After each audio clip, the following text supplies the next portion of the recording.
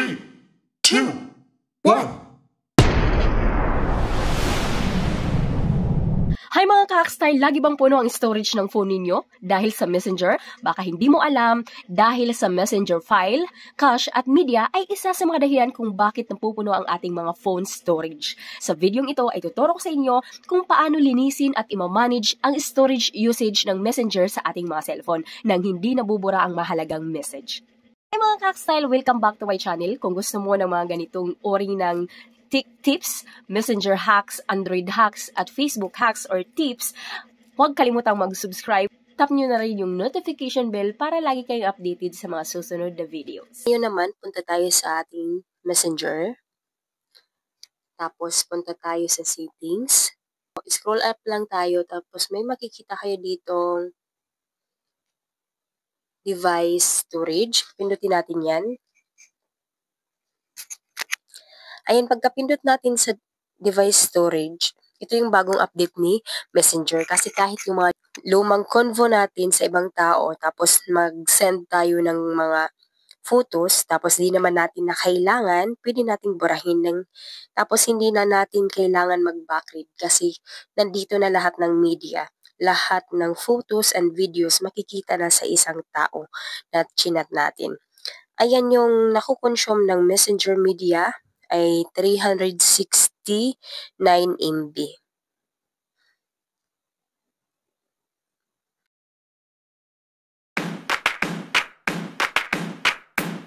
Halimbawa dito, hanap tayo ng chat natin ng una, hanap tayo ng convo na gusto nating burahin.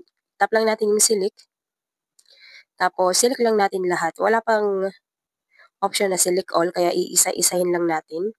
Ayan, ito yung kagandahan dito kasi hindi mo na kailangan pumunta sa convo ninyo tapos magbabackread kayo. Tapos hahanapin mo isa-isa. Kaya paano kung matagal na yung picture na yun? And dito, hindi ka na magbabackread. Isahan lang, kita mo na lahat yung videos tapos yung picture. Madali lang ang pagbura. Ayan, burahin na natin. Ayan, dito na lang muna. Dito naman sa iba, ay nabawasan na 359.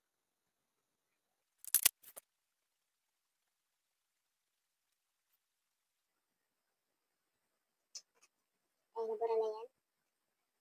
Nag-loading lang siya pero nabura na yan. Kaya refresh natin. Ayan.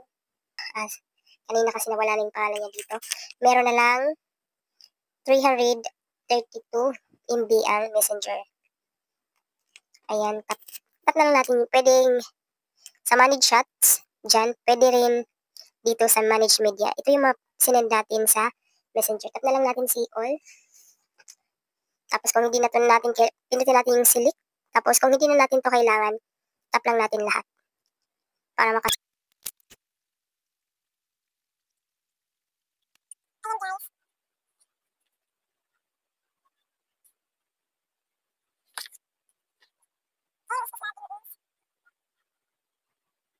Wow!